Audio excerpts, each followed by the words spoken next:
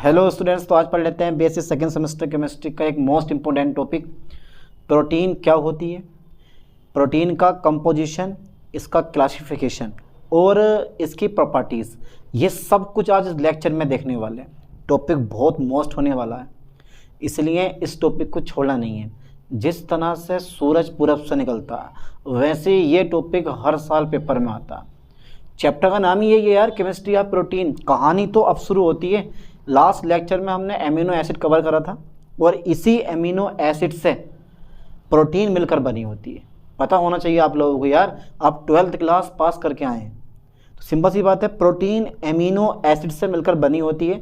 ये सब कुछ आज इस लेक्चर में देखने वाला है। सच में मज़ा आने वाला आज इस लेक्चर में। ठीक है, चलो साहब देखते हैं कितना मज़ा आने वाला। सर पहले अबाउट प्रोटीन बता दो, यानी कि प्रोटीन के बारे में। इसको हिंदी में लिखते हैं प्रोटीन को कुछ इस टाइप से, घबराना मत। प्रोटीन है ये, और ये हमारी बॉडी को एनर्जी देती है या फिर हमारी बॉडी की ग्रोथ करती है। आप ज़रा ये बताओ, ये तो बेसिकली है यार, ये हमारी बॉडी की ग्रोथ करती है या हमारी बॉडी को एनर्जी देती है?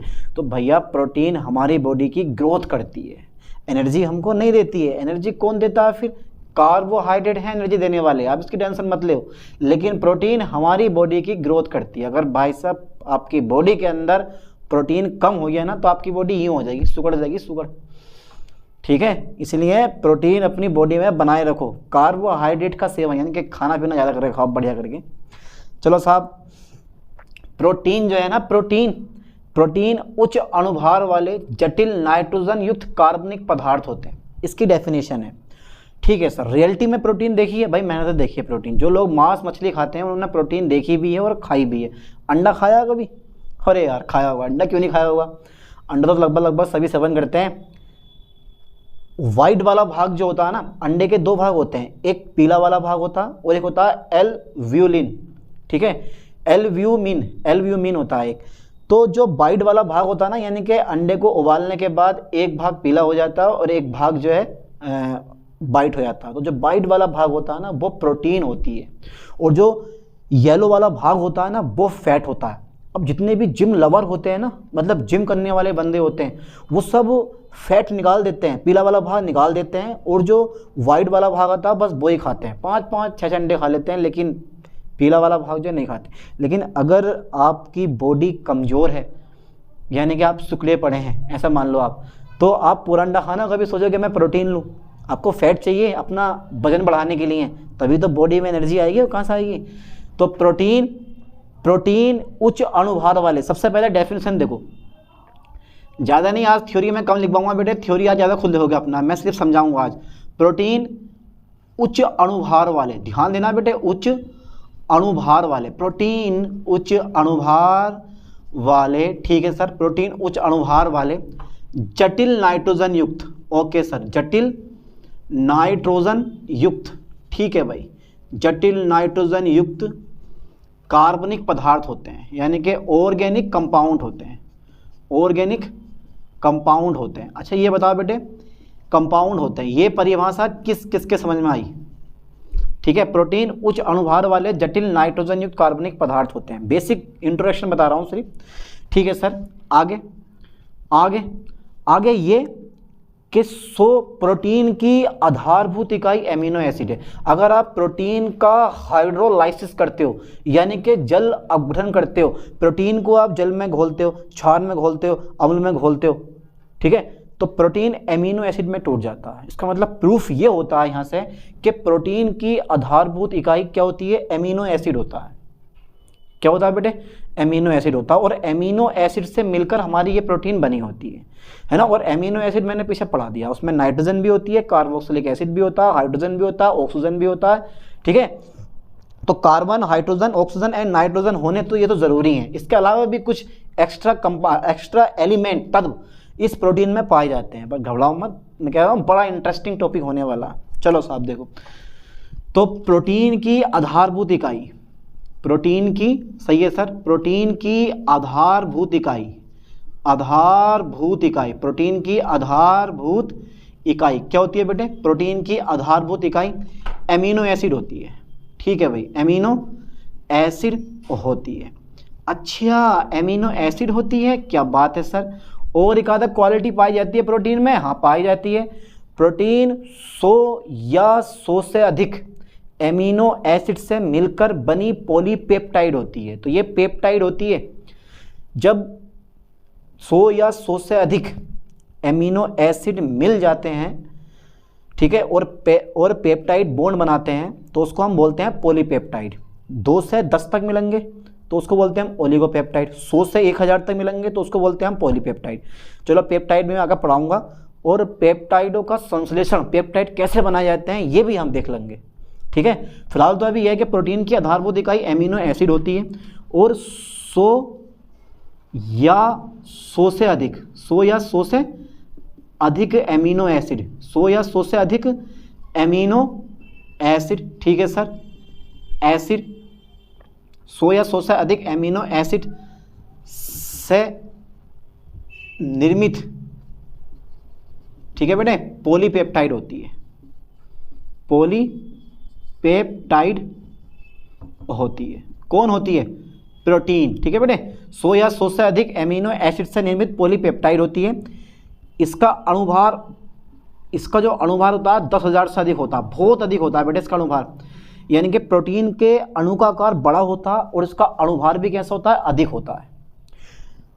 आकार, प्रोटीन के अणु का आकार बड़ा है तो सिंपल सी बात है इसका अणुभार भी कैसा होगा? अधिक होगा। देखो मैं बेसिक इंट्रोडक्शन बता रहा हूँ और मैं लिखवा रहा हूँ, किस लिए लिखवा रहा हूँ? ताकि आपको नोट्स मिल जाए, आपको पेपर में लिखने के अकॉर्डिंग बता रहा हूँ मैं चाहूँ तो समझा कर निकल जाऊँ इसको कि ऐसे ऐसे होता है, ऐसे ऐसे हो गया, लेकिन यार तुम्हें नोट्स की जरूरत पड़ेगी, इसलिए वो नोट्स मैं तुम्हें बता रहा हूँ कैसे लिखना आपको, है ना। तो इसका जो अणुभार होता है वो 10,000 से अधिक होता है। 10,000 से कैसा होता है बेटे? अधिक होता है, अधिक होता है, ठीक है।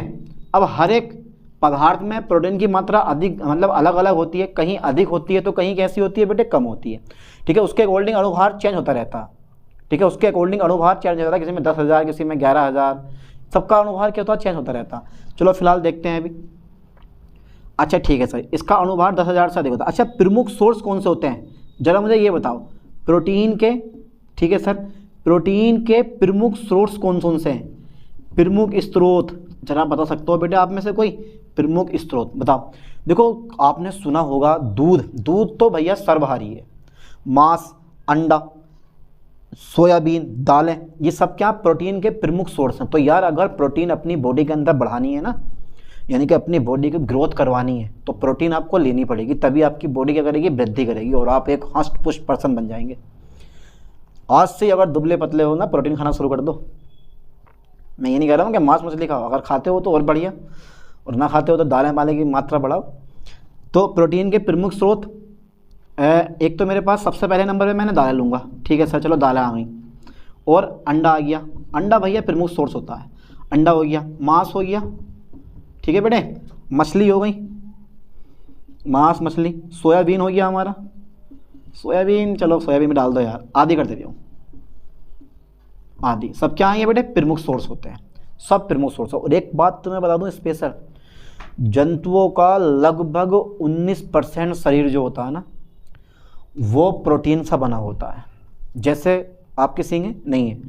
जानवरों के सींग होते हैं तो सींग भी प्रोटीन के बने होते हैं। आपके पंख है? नहीं है। पंख किसके होते हैं?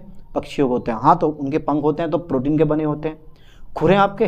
नहीं यार, तो खुर जो है जानवरों के होते हैं, तो जो खुर होते हैं वो भी प्रोटीन के मिलकर बने होते हैं। ध्यान देना, अगर घोड़े के खुर देखोगे ना, घोड़े के पैर जो होते हैं जिसमें नाल लगाए जाते हैं, उसको ना घिस घिस के आप काट सकते हो, इतना नरम होता है, ठीक है। बालों के जो जड़ें होती हैं ना, बाल उखड़ के देखना अपना, तो बालों की जड़ें जो होती हैं ना, उसमें भी क्या होती है? प्रोटीन होती है। लगाइए यार, पूरी बॉडी के अंदर तो हर जगह प्रोटीन। हमारी जो त्वचा होती है ना, वो भी प्रोटीन होती है। आप सोच सकते हो जो त्वचा होती है वो भी प्रोटीन ही होती है। अंदाज़ा लगाओ यार आप, ठीक है। जैसे देखो अंडे, तो जंतु शरीर, जंतु का शरीर लगभग, जंतु का 19% बॉडी, लगभग नहीं 19% शरीर, हाँ जाओ, जंतु का 19% बॉडी जो होती है, जंतु की 19% बॉडी जो होती है वो प्रोटीन से बनी होती है, से बनी होती है। सर मैंने मान लिया, आपकी बात सही है। जैसे जैसे जैसे को तैसा, जैसे, ठीक है बेटे, बाल, ठीक है, नाखून, नाखून तो हमारे तुम्हारे भी हैं, बाल भी हैं, खुर नहीं है, ठीक है बेटे। सींग, पंख, ठीक है, आदि। पंख, त्वचा ले लिया मैंने, चलो त्वचा आदि कर दिया मैंने, ठीक है, आदि कर दिया हूँ, चलो अब बहुत है आदि, ठीक है। जैसे बाल, नाखून, खुर, सींग, पंख, त्वचा आदि कर दिया मैंने, है ना। नॉर्मल इंट्रोडक्शन फाइनल हो गया हमारा, ज़्यादा दिक्कत नहीं है। समझ में आया कुछ? ना समझ में आया? अरे यार का है इसमें, कुछ भी ना है भैया, आराम से कर लोगे। अब आता है कंपोजिशन ऑफ प्रोटीन, ध्यान देना, कंपोजिशन ऑफ प्रोटीन, और बाद में पढ़ेंगे हम क्लासिफिकेशन ऑफ प्रोटीन। तो कंपोजिशन का मतलब होता है या केमिकल कंपोजिशन ऑफ प्रोटीन, के प्रोटीन किन किन घटकों से मिलकर बना होता है, यानी कि प्रोटीन का संगठन, है ना। चलो सामने यहाँ लिख दे रहा हूँ, देखो प्रोटीन किन किन घटकों से मिलकर बना होता है, यानी कि प्रोटीन का रासायनिक संगठन, या मैं बोल देता हूँ इसको कंपोजिशन, कंपोजिशन, ठीक है बेटे, कंपोजिशन ऑफ प्रोटीन। प्रोटीन ये भी प्रोमैक्स हो रही है भैया, प्रोटीन भी प्रोमैक्स बना देगी आपको। आधा लेक्चर आज करवा दूंगा प्रोटीन का, और आधा लेक्चर मैं कल करवाऊंगा, ठीक है। ये एक ही लेक्चर है, बहुत बड़ा हो जाएगा यार, टॉपिक बहुत बहुत बड़े हैं। तो कंपोजिशन ऑफ प्रोटीन, तो प्रोटीन का रासायनिक संगठन। देखो प्रोटीन का रासायनिक संगठन निश्चित नहीं है। अगर आप ये सोच रहे हो कि अंडे में इतने % कार्बन होता है और इतने % हाइड्रोजन होता है, इतने % नाइट्रोजन होता है, तो वो अंडे की बात अलग रही। अगर मैं दालों में आ जाऊँगा तो दालों में प्रोटीन की मात्रा अलग होती है। अगर मांस में आ जाएंगे तो प्रोटीन की मात्रा अलग होती है। और अगर मछली खाएंगे तो प्रोटीन की मात्रा अलग अलग होती है। गाजर खाएंगे प्रोटीन की मात्रा अलग अलग होती है। तो हर एक चीज़ में प्रोटीन की मात्रा अलग अलग होती है। मतलब प्रोटीन की जो मात्रा होती है ना, वो सोर्स पर डिपेंड करती है। यानी कि प्रोटीन का जो रासायनिक संगठन होता है वो सोर्स पे डिपेंड करता है, स्रोत पे डिपेंड करता है कि किस स्रोत से कितनी प्रोटीन आपको मिल रही है। और आपको भी यह अनुमान लगा रहा होगा, अंदाज़ा थोड़ा बहुत लग रहा होगा आप लोगों की भी, कि भाई प्रोटीन ज़्यादा होगी। अगर ज़्यादा स्ट्रॉन्ग प्रोटीन है तो सिंपल सी बात है यार, उसमें कार्बन, हाइड्रोजन, नाइट्रोजन की मात्रा भी ज़्यादा होनी चाहिए। चलो मैं बता रहा हूँ, देखो तो प्रोटीन का रासायनिक संगठन, प्रोटीन, ठीक है सर, प्रोटीन का कंपोजिशन यानी कि संगठन, कंपोजिशन, प्रोटीन का कंपोजिशन निश्चित नहीं है, ठीक है। प्रोटीन का कंपोजिशन निश्चित नहीं है, ठीक है बेटे, लाइन पे ध्यान देना। प्रोटीन का कंपोजिशन निश्चित नहीं है, बिल्कुल निश्चित नहीं है, बिल्कुल मना कर दी गई है। ये सोर्स पर डिपेंड करता है। सोर्स मतलब ये सोर्स पर यह करता है बेटे, निर्भर करता है, ये सोर्स पर निर्भर करता है। ओके, सोर्स पर निर्भर करता है, ठीक है सर। और क्या क्वालिटी है इसके अंदर? एक क्वालिटी ये हो गई, एक क्वालिटी ये है कि ये सोर्स पे डिपेंड करता है। इसमें प्रोटीन में कार्बन, हाइड्रोजन, नाइट्रोजन और ऑक्सीजन, प्रोटीन में ध्यान देना बेटे, बहुत शानदार पॉइंट है ये वाला। प्रोटीन में क्या क्या? कार्बन, ठीक है सर, हाइड्रोजन, ऑक्सीजन तथा नाइट्रोजन उपस्थित होता है। ये तो भैया सदैव उपस्थित होता है, ये तो होता ही होता है, सदैव उपस्थित होता है। क्योंकि ये जो हमारा है ना, ये जो है हमारा ये एमिनो एसिड, इस एमिनो एसिड में कार्बन भी होता है, हाइड्रोजन भी होता है और ऑक्सीजन भी होता है। तो प्रोटीन में ये तो होनी है, कार्बन, हाइड्रोजन, ऑक्सीजन तथा नाइट्रोजन सदैव उपस्थित होता है। सदैव क्या होता है बेटे? ये उपस्थित होता है, ठीक है सर, सदैव उपस्थित होता है। और बेटे इसके अतिरिक्त होता है, इसके अतिरिक्त कुछ प्रोटीन ऐसी होती हैं, इसके अतिरिक्त मेरे पास आयोडीन भी हो सकता है, ठीक है, आयरन भी हो सकता है, फास्फोरस भी हो सकता है फास्फोप्रोटीन में, ठीक है, आयरन हीमोग्लोबिन में होता है, ठीक है, फास्फोरस हो सकता है, सल्फर हो सकता है, ठीक है, एंड तथा कैल्शियम हो सकता है, तथा कैल्शियम की जगह, तथा की जगह मैं खाली कर दे रहा हूँ, कोमा कैल्शियम ETC आदि, ठीक है। आयरन, फास्फोरस, कैल्शियम, ETC सूक्ष्म मात्रा में प्रेजेंट होते हैं। सूक्ष्म मात्रा में क्या होते हैं बेटे? मात्रा में उपस्थित होते हैं, सूक्ष्म मात्रा में उपस्थित होते हैं। वाह सर क्या बात है, उपस्थित होते हैं। अच्छा ये बताओ, हमारे अंदर सूक्ष्म तत्वों की, यानी कि ये जो एलिमेंट है, इनकी कोई भूमिका है? हमारी बॉडी के अंदर पोटेशियम होता है, कैल्शियम होता है, फास्फोरस होता है, नाइट्रोजन होता है, ये सब एलिमेंट पाए जाते हैं। और हर एक एलिमेंट का अपना अपना काम अलग अलग होता है। अगर एक भी एलिमेंट कम हो गया, जैसे कैल्शियम कम हो गया बॉडी के अंदर से, हमारी बॉडी से कैल्शियम कम हो गया, देखो बहुत सारे आदमियों के ना घुटनों में जब बैठ के उठते हैं ऊपर को, जब बैठते हैं तो चटपट की आवाज़ आती है। उसका मतलब है कि कैल्शियम की कमी है उनके अंदर, उन्हें कैल्शियम की गोलियाँ खानी चाहिए। और ये जवानी में नहीं होता, जवानी होती है, ठीक है, जवानी में इन अगर घुटनों में दर्द होना लगा तो फिर बुढ़ापे में क्या होगा। तो ये जो बूढ़े लोग होते हैं उनके घुटनों में ज़्यादा दर्द होता। लेकिन आजकल तो भैया प्रोटीन सबकी सब बाहर निकाल दी। देखो फिर ध्यान ज़रा, iron, phosphorus, sulphur, calcium, ETC सूक्ष्म मात्रा में उपस्थित होते हैं। अतः प्रोटीन का संगठन निम्नलिखित है। चलिए साहब, निम्नलिखित है। पहला नंबर सर आप क्या देने वाले हैं? पहला नंबर दूंगा मैं कार्बन को। कार्बन जो होता है ना बेटे वो 50 से और 55% तक पाया जाता है। दूसरा नंबर सर हाइड्रोजन 6 से 7% तक। तीसरा नंबर मैं ऑक्सीजन को दूंगा 5 से 24% तक। चौथा नंबर मैं नाइट्रोजन को दूंगा, कितने से कितने दोगे बेटा, बता दो कितने से कितने दोगे आप? नाइट्रोजन को दोगे आप 14 से 18% तक दे सकते हो। और सल्फर 0.2 से और 0.5% तक। और बाकी हमारा आयरन, फास्फोरस, आयरन और हमारे पास कॉपर, कैल्शियम, ETC सूक्ष्म मात्रा में। ठीक है बेटे, सूक्ष्म मात्रा में ये पाए जाते हैं। बस ये हमारा कंपोजिशन हो गया। यार प्रोटीन इतना इजी टॉपिक है ना, अगर आपने एक बार पढ़ लिया ठीक है तो ये एक बार में आपको क्लियर हो जाएगा। इसलिए तो बोल रहा हूँ कि इसको सही करके समझो, ये नोट्स बनाओ, क्योंकि यही आपके नोट्स है, कहीं आपको बाहर से नोट्स की जरूरत नहीं है। तो यहाँ तक का स्क्रीनशॉट लो। इसके बाद पढ़ लेते हैं इसका क्लासिफिकेशन ऑफ प्रोटीन। और क्लासिफिकेशन मैं बहुत ईजिली तरीके से करवाऊंगा, बस थ्योरी आप खुद लिख लेना, वरना टॉपिक बहुत बड़ा हो जाएगा यार।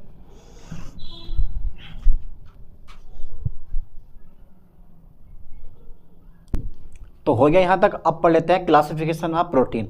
तो डाल देता हूँ मैं हेडिंग, क्लासिफिकेशन ऑफ प्रोटीन। एक इजी पॉइंट है बिल्कुल, क्लासिफिकेशन।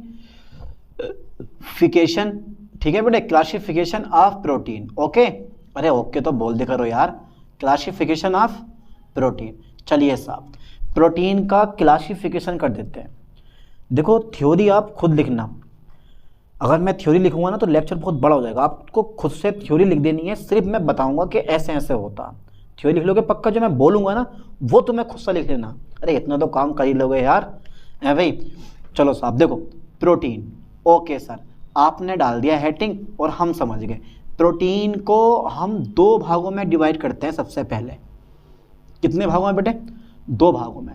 अच्छा सर ठीक है, वो 2 भाग कौन कौन से होते हैं? अरे बड़े स्पेशल होते हैं। पहला होता है संरचना के आधार पर। ठीक है, आप पहला नंबर लिखना आप संरचना के आधार पर। ओके सर, संरचना के आधार पर। ठीक है भाई।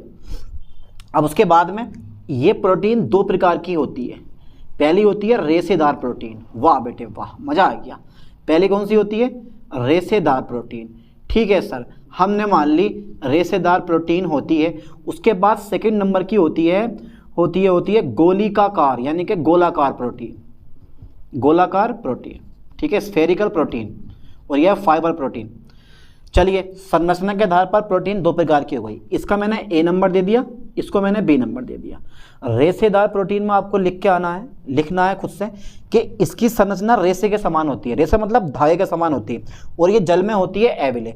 इसका एक रियलिटी एग्जाम्पल बताऊं तो इसका बेटा एग्जाम्पल है किरेटिन। नाम सुना है आपने किरेटिन का? अरे सुना होगा यार, किरेटिन। ये इसका एग्जाम्पल है किरेटिन प्रोटीन जो पाई जाती है ना, आपके सिर के बाल होते हैं, जहाँ के भी बाल होते हैं उनकी जड़ों में पाई जाती है। उखाड़ के देखना आप बाल को, तो उसमें जो जड़ें होती है ना उसमें किरेटिन प्रोटीन पाई जाती है। नाखून भी तो बने होते हैं मेरे दोस्त किरेटिन प्रोटीन के। त्वचा हमारी, खुर, नाखून, बाल सब ये, और सींग वगैरह, पंख वगैरह सब ये किरेटिन प्रोटीन के होते हैं। इसका मतलब है यार इस रेशेदार प्रोटीन की हमारी लाइफ में बहुत अहम भूमिका है, नहीं है? तो ये जो प्रोटीन होती है ये जल में अवेलेबल होती है। रियलिटी बताऊं तो ये जल में, आप खुद से लिखना, आपने पहला नंबर लिखना, इसकी संरचना रेशे के समान होती है। दूसरा पॉइंट बना के लिखना कि ये जल में अवेलेबल होती है। अब आ गए हम गोलाकार प्रोटीन पे। भाई ये जो प्रोटीन होती है इसकी संरचना गोले के समान होती है। लिख लोगे ना, इसकी संरचना गोले के समान होती है, जल में विलय होती है। और क्या बात है, उसका ठीक उल्टा, जल में विलय होती है। फॉर एग्जाम्पल, इसका जो एग्जाम्पल लिखूँ तो सबसे पहले जो एग्जाम्पल आता है वो आता है बेटे इसका पेप्सिन, या आप एंजाइम दे सकते हो, ठीक है, या आप हार्मोन दे सकते हो, या आप इसको हार्मोन दे सकते हो। ये सब क्या है इसके एग्जाम्पल है, ये सब क्या बेटे इसके एग्जाम्पल होते हैं, समझ गए। तो रेशेदार प्रोटीन के बारे में खुद से लिखो और गोलाकार प्रोटीन के बारे में खुद से लिखो, लिख लोगे ना पक्का, ठीक है। दूसरा नंबर आ गया मेरे पास के आधार पर, यानी कि विलेयता के आधार पर, ठीक है बेटे, विलेयता के आधार पर, ठीक है सर, विलेयता के आधार पर, ओके, विलेयता के आधार पर। चलिए साहब, सबसे पहला नंबर की जो प्रोटीन आती है ना बड़ी स्पेशल है, लास्ट नंबर की प्रोटीन फर्जी है, इसको बोलते हैं हम व्युत्पन्न प्रोटीन, व्युत्पन्न प्रोटीन, ठीक है बेटे, व्युत्पन्न प्रोटीन। सेकंड नंबर की जो प्रोटीन आती है वो आती है संयुग्मित, संयुग्मित प्रोटीन, ठीक है, ओके सर। और जो पहले नंबर की आती है बेटे उसको तो हम बड़ा ही खाते हैं, यूज़ करते हैं, ये आती है सामान्य प्रोटीन, या बोलता हूँ मैं इसको सरल प्रोटीन, सिंपल प्रोटीन, सरल प्रोटीन, ठीक है। ये तो विलेयता के आधार पे ये 3 प्रकार की होती है, पहला नंबर सरल प्रोटीन, और दूसरा नंबर संयुग्मित प्रोटीन, और तीसरा नंबर बेटे मेरे पास कौन सा होता है, व्युत्पन्न प्रोटीन, ठीक है। अब सरल प्रोटीन का मतलब ये होता है कि विलेयता मतलब जल अपघटन के आधार पर, आप बोल सकते हो जल अपघटन के आधार पर, जल अपघटन के आधार पर, इसका एक पर्सनल नाम और दे सकते हो आप, जल अपघटन, ठीक है बेटे, जल अपघटन, ओके, यहाँ ले सकते हो जल अपघटन भी ले सकते हो, तुम्हारी मर्जी है विलेयता की जगह। तो सरल प्रोटीन वह प्रोटीन होती है, खुद से लिखना है, सरल प्रोटीन वह प्रोटीन होती है जो जल अपघटित होकर केवल अल्फा एमिनो एसिड देती है, यानी कि अल्फा एमिनो अम्ल, ओनली अल्फा एमिनो अम्ल, अल्फा एमिनो अम्ल देती है। सरल प्रोटीन क्या होती है, ऐसी प्रोटीन जो जल अपघटित होकर केवल अल्फा एमिनो अम्ल देती है, सरल प्रोटीन कहलाती है। अधिकांश प्रोटीन का सेवन हम इसी का करते हैं, और हमारी बॉडी में भी लगभग ये सरल प्रोटीन ही होती है। कर लोगे ना कवर, लिख लोगे परिभाषा जो मैंने बोली है, केवल ऐसी प्रोटीन जो जल अपघटित होकर केवल अल्फा एमिनो अम्ल देती है, सरल प्रोटीन कहलाती है। अब देखो इसके कुछ भाग आते हैं, इसके कुछ भाग आते हैं। इसका जो पहला नंबर है ना सरल प्रोटीन का, वो मैं लिखवा दे रहा हूँ एल्ब्यूमिन, एल्ब्यूमिन, ठीक है। ये कहाँ पाई जाती है, अगर चाह रहे हो तो लिख सकते हो, मर्जी है आपकी। सबसे पहला नंबर अंडे में, जो अंडा होता है ना, अंडा हो गया, दूध हो गया, ठीक है, अंडा हो गया, दूध हो गया, और ब्लड हो गया, रक्त हो गया, वहाँ पे क्या होती है तुम्हारे पास ये एल्ब्यूमिन प्रोटीन पाई जाती है। कर लोगे ना कवर, ठीक है साहब। चलो चारों तो लिख सकते हो, मर्जी है आपकी, अगर चाह रहे हो तो लिख लो, चाह रहे हो तो छोड़ दियो इस चीज़ को, ठीक है। दूसरा नंबर मेरे पास आता है, दूसरा नंबर मेरे पास आता है, चलो लिख लो यार इसको, इसका एग्जाम्पल लिख लो, ठीक है। इसका एग्जाम्पल है दूध, दूध में पाई जाती है, और अंडा, ठीक है, अंडे में ये पाई जाती है, ठीक है, अंडा, दूध। अब ये जो एल्ब्यूमिन हो गया, दूसरा आता है मेरे पास ग्लोबुलिन, लाइन पे ध्यान देना बेटे, ग्लोबुलिन। अच्छा सर ग्लोबुलिन भी प्रोटीन होती है, हाँ होती है। तो ये रक्त सीरम और उत्तकों में पाई जाती है। कहाँ पाई जाती है बेटे, रक्त सीरम, ठीक है, रक्त सीरम, बस एक ही बहुत है। अच्छा थर्ड नंबर है मेरे पास ग्लूटेलिन, ग्लूटेलिन बेटे ये पाई जाती है, ये भी हम लोग खाते हैं, ये पाई जाती है गेहूं में। कहाँ पाई जाती है, गेहूं में, ठीक है, ग्लूटेलिन। अच्छा फोर्थ नंबर मेरे पास आ गया हिस्टोन, ये तो आपने नाम सुना बहुत पहले, और हिस्टोन आपने पढ़ भी रखा है। हिस्टोन कहाँ पाया जाता है मेरे दोस्त, हिस्टोन यानी कि हीमोग्लोबिन, कहाँ, हीमोग्लोबिन, ठीक है, हीमोग्लोबिन में हिस्टोन होता है। तो ये इनके एग्जाम्पल है जहाँ जहाँ पाई जाती है। देखो इतनी सिंपल भाषा में मैं इसका वर्गीकरण करवा दे रहा हूँ। अगर मैं लिखता कि यार ये होती है, ये होती है, बहुत लंबा पड़ जाएगा। आप खुद से लिख लेना, इसका एग्जाम्पल डालना एल्ब्यूमिन, फिर लिख देना इसका एग्जाम्पल ये वाले, ग्लोबुलिन फिर एग्जाम्पल लिख देना, ग्लूटेलिन फिर एग्जाम्पल लिख देना, हिस्टोन फिर एग्जाम्पल लिख देना, क्योंकि थ्योरी है यार, इसको क्या समझाऊँ मैं। अच्छा संयुग्मित प्रोटीन के बारे में अगर मैं बात करता हूँ तो बेटे ये बड़ी स्पेशल होती है। पहला नंबर तो पहले ना इसे देख लो ये होती क्या। तो संयुग्मित प्रोटीन कब होती है, कुछ नहीं करना मुझे, यानी कि अल्फा एमिनो अम्ल के अतिरिक्त अप्रोटोनीय भाग भी देती है। लाइन पे ध्यान देना, एक तो मेरे पास अल्फा एमिनो अम्ल देगी, अल्फा एमिनो अम्ल, अल्फा एमिनो अम्ल तो ये देगा ही देगा, प्लस कोई भी अप्रोटोनीय भाग, कोई भी अप्रोटोनीय भाग, यानी कि वह प्रोटीन यानी कि ये वे प्रोटीन होती है, यानी कि वह प्रोटीन होती है जो अल्फा एमिनो अम्ल के अतिरिक्त अप्रोटोनीय भाग भी देती है। ठीक है, जैसे ऑक्सीजेनिन, या मैं कुछ लिखवा रहा हूँ, इसका एग्जाम्पल पहले नंबर पे, पहले नंबर का जो इसका एग्जाम्पल है ना बेटे, इसका पहले नंबर का एग्जाम्पल है, ध्यान देना लाइन पे, इसके पहले नंबर का मेरे पास एग्जाम्पल है न्यूक्लियो प्रोटीन। न्यूक्लियो प्रोटीन, ठीक है, ये कहाँ पाई जाती है? ये जो न्यूक्लियो प्रोटीन है ये कहाँ पाई जाती है? न्यूक्लियस में, सेल कोशिका के न्यूक्लियस में, केंद्रक में। कहाँ पाई जाती है बेटे? कोशिका के केंद्रक में, लिख लेना अपने आप। ठीक है, दूसरा नंबर मेरे पास आता है, दूसरा नंबर मेरे पास आता है ग्लाइकोप्रोटीन। क्या आता है बेटे? ग्लाइकोप्रोटीन, ग्लाइकोप्रोटीन, बहुत बढ़िया, बहुत बढ़िया, ग्लाइकोप्रोटीन। ये जो होता है ना वो अंडे में, अंडे का जो श्वेत भाग होता है ना उसमें, अंडे का श्वेत भाग, अंडे का श्वेत भाग, ठीक है बेटे, अंडे का श्वेत भाग भाई ये प्रोटीन पाई जाती है। एक और आती है फास्फोप्रोटीन, फास्फोप्रोटीन, ठीक है, ये लिख लो फास्फोप्रोटीन। प्रोटीन और फास्फोरिक अम्ल से मिलकर बनती है, लिख लेना, प्रोटीन और फास्फोरिक अम्ल से मिलकर बनी होती है। क्रोमोप्रोटीन भी आती है, क्रोमोप्रोटीन भी चाहो तो लिख सकते हो। अरे हटाओ, बस बहुत हो गए इतने, कहाँ चक्कर में पढ़ लो, इतने मर्दों से याद करते करते कितने एग्जाम्पल हैं, मैंने लिखवा दिए। ठीक है, तो संयुग्मित प्रोटीन वह प्रोटीन होती है जो जलगठित होकर अल्फा एमिनो अम्ल के अतिरिक्त अप्रोटोनीय भाग भी बनाती है। थ्योरी खुद से लिखो बढ़िया करके। अब लास्ट बचा व्युत्पन्न प्रोटीन, यहाँ जगह नहीं बची है तो इस व्युत्पन्न प्रोटीन को मैं यहाँ ठोकता हूँ। ठीक है, यहाँ समझाता हूँ आपको कि रियलिटी में क्या चीज़ है व्युत्पन्न प्रोटीन।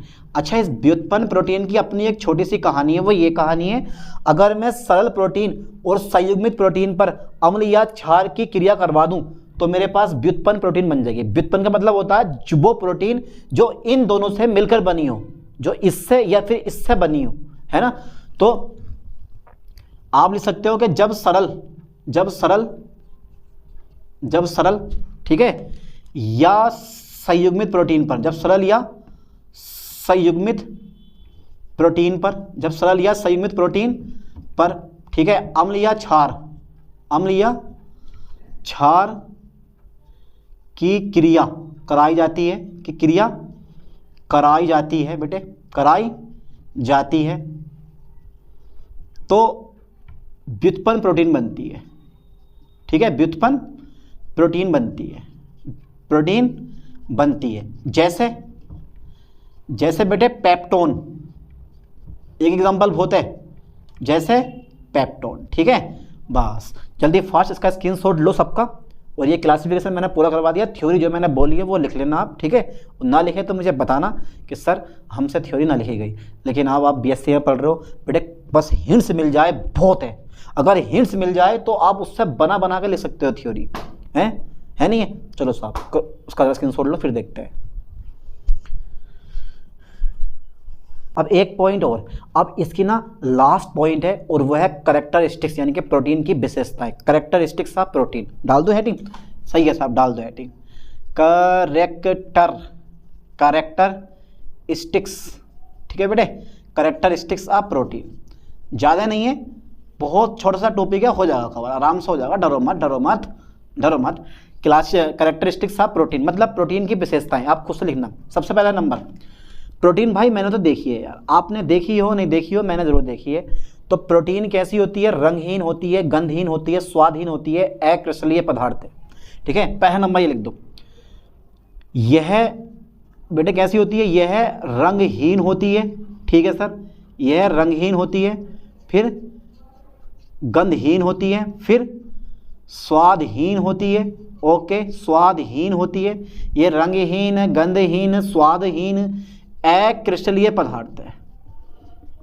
अक्रिस्टलीय क्या बेटे? ये अक्रिस्टलीय पदार्थ है। बस पहला नंबर। अच्छा, सेकंड नंबर क्या होगा इसका? सेकंड नंबर ये होगा इसका, सेकंड नंबर। अच्छा, सेकंड नंबर क्या होगा? इनके गलनांक निश्चित नहीं होते। इनके गलनांक कैसे होते हैं बेटे? निश्चित नहीं होते हैं। इनके गलनांक होते ही ना, हर एक चीज़ में तो प्रोटीन अलग अलग होती है, इनके गलनांक निश्चित नहीं होते। ठीक है, सही है सर, नहीं होते। एक क्वालिटी और पाई जाती है, थर्ड नंबर। थर्ड क्वालिटी ये होती है कि ये कोलाइडियल सॉल्यूशन बनाते हैं, कोलाइडी विलयन बनाते हैं अम्ल, क्षार या लवण के साथ। यानी कि यह है क्षार हो तुम्हारे पास, या बेटे अम्ल हो तुम्हारे पास, या तुम्हारे पास सल्ट हो, मैं क्या होकर घुलकर क्या बनाते हैं, मैं घुलकर ये क्षार अम्ल सल्ट मैं घुलकर कोलाइडियल, लाइन पे ध्यान देना बेटे, कोलाइडल सॉल्यूशन बनाते हैं, सॉल्यूशन बनाते हैं। एक चीज़ तुम्हें और बता दूं मैं बजा करके 4th नंबर पे, ये ऑप्टिकल, ध्यान देना बेटे, ऑप्टिकल, ये ऑप्टिकल एक्टिव होती है, ये ऑप्टिकल एक्टिव होती है। ठीक है, एक चीज़ और बता दूं तुम्हें मैं, 5th नंबर हमारा ये आता है, कुछ स्पेशल पॉइंट है 5th नंबर, इनके अणुओं का आकार बड़ा होता है, इनके अणुओं का आकार कैसा होता है, बड़ा होता है, इनके अणुओं का आकार बड़ा होता है। ठीक है सर, इनके अणुओं का आकार बेटे बड़ा होता है, ध्यान देना, बड़ा होता है। और एक क्वालिटी और भी पाई जाती है इनके अंदर, 6 पॉइंट की क्वालिटी इनके अंदर ये होती है कि ठीक है, इनके अणुओं का आकार बड़ा होता है, इनका अणुभार अधिक होता है, 10,000 से अधिक। इनका अणुभार कैसा होता है बेटे, इनका अणुभार 10,000 से अधिक होता है, 10,000 से, अरे यार इनका अणुभार उच्च होता है। ठीक है साहब, बस बहुत सारे पॉइंट हो गए। एक 6 नंबर और दोस्त मेरे पास आता है, इसका 6 नंबर और मेरे पास आता है, और 6 नंबर मेरे पास इसका ये आता है, स्पेशल नंबर है, डाल देंगे हम हेडिंग, लवण बनना। ठीक है, ये मैंने डाल दिया हेडिंग 6 नंबर पे।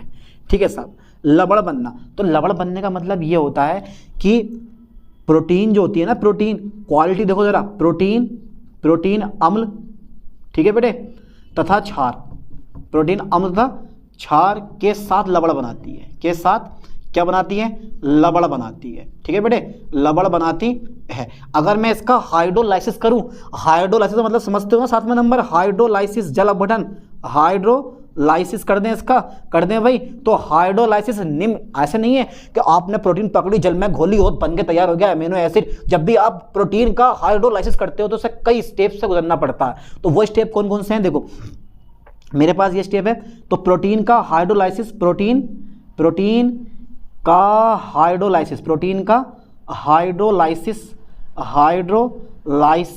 निम्न प्रकार होता है। प्रोटीन का हाइड्रोलाइसिस निम्न प्रकार होता है। अच्छा सर, निम्न प्रकार होता है, कैसे होता है? सबसे पहले प्रोटीन पकड़ लो। अरे सर मैंने प्रोटीन पकड़ ली, मेरे पास क्या बनेगा, क्या बनेगा बेटे, प्रोटियोसिस बना। फिर क्या बनेगा सर मेरे पास, फिर पेप्टाइड बनेंगे। क्या बनेंगे बेटे, पेप्टाइड बनेंगे। फिर क्या बनेंगे, एमिनो एसिड। याद कर लो ठीक से, इस तरह से इसका जल अपघटन होता है। अच्छा, एक 8वां नंबर और करवा दूं मैं, ऑक्सीडेशन के बारे में क्या कहना है आपका? तो जब भी प्रोटीन का ऑक्सीडेशन होता है, इस पॉइंट को ठीक से याद कर लो भाई, यानी कि जलाने पर या सड़ाने पर, ठीक है, जलाने या सड़ाने पर, किसको, प्रोटीन को जलाने या सड़ाने पर ये ऑक्सीकृत हो जाते हैं। यानी कि प्रोटीन को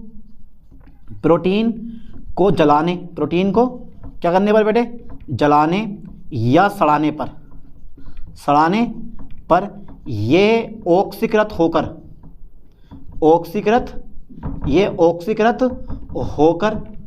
क्या देते हैं बेटे, ये ऑक्सीकृत होकर N2, CO2, H2O आदि गैसें उत्पन्न करते हैं,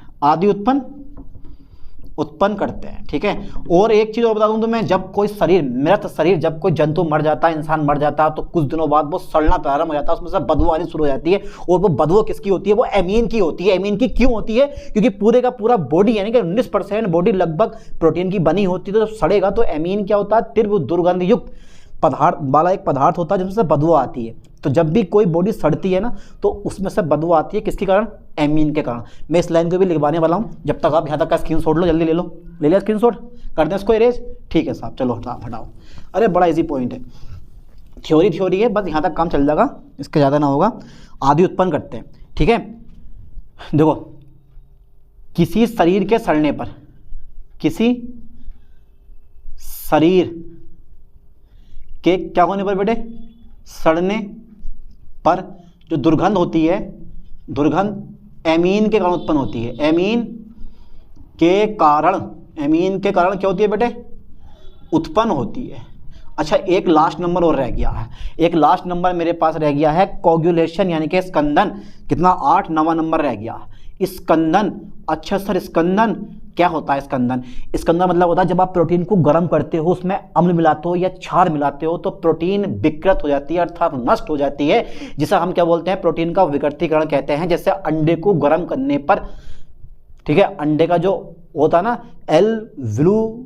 क्या नाम है उसका, एल्ब्यूमिन, ठीक है, वो विकृत हो जाता है। ठीक है, अभी मैं बताता हूँ, देखो आपको स्कंदन का मतलब क्या होता है। प्रोटीन को गर्म करने, प्रोटीन को क्या करने बेटे? गर्म करने, प्रोटीन को गर्म करने या प्रोटीन को गर्म करने या अम्ल या क्षार मिलाने पर, ठीक है, मिलाने पर प्रोटीन क्या होती है?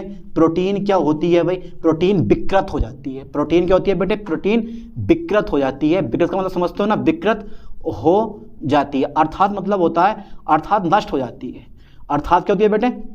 नष्ट हो जाती है, अर्थात नष्ट हो जाती है। ओके, मिलाने पर प्रोटीन विकृत हो जाती है अर्थात नष्ट हो जाती है। ठीक है सर, अर्थात नष्ट हो जाती है, जिसे हम क्या बोलते हैं? इसे प्रोटीन का विकृतीकरण कहते हैं। इसे प्रोटीन का क्या बोलते हैं बेटे? हम विकृतीकरण कहते हैं। ओके, इसे प्रोटीन का विकृतीकरण कहते हैं। जैसे एग्जाम्पल आप दे सकते हो, जैसे मतलब जैसे अंडे को गर्म करने पर, अंडे को क्या करने पर बेटे? जैसे अंडे को गर्म करने पर जो वाइट वाला भाग होता है उसका, जब अंडा को आप नहीं उबालते हो तो जो वाइट वाला भाग होता है वो झिल्ली के फॉर्म में होता है, लेकिन जब उबाल जाता है तो वाइट बन जाता है वो। तो बस जैसे अंडे को गर्म करने पर जो एल्ब्यूमिन है, एल्ब्यूमिन जो है, अंडे को गर्म करने पर एल्ब्यूमिन, ठीक है, विकृत हो जाती है, विकृत हो जाती है। ठीक है, तो इस लेक्चर में बस हो गया कंप्लीट। इस लेक्चर में हमने क्या देख लिया? अरे भैया प्रोटीन क्या होती है, ठीक है, प्रोटीन का क्लासिफिकेशन, प्रोटीन का कंपोजिशन और प्रोटीन की केमिकल एंड फिजिकल प्रॉपर्टीज हमने यहाँ पे चेक कर ली। अब पढ़ेंगे टेस्ट ऑफ प्रोटीन, वो नेक्स्ट लेक्चर में पढ़ेंगे। ठीक है, अब ऐसे ही एक नई टॉपिक के साथ मिलते हैं नेक्स्ट वीडियो में। थैंक्स।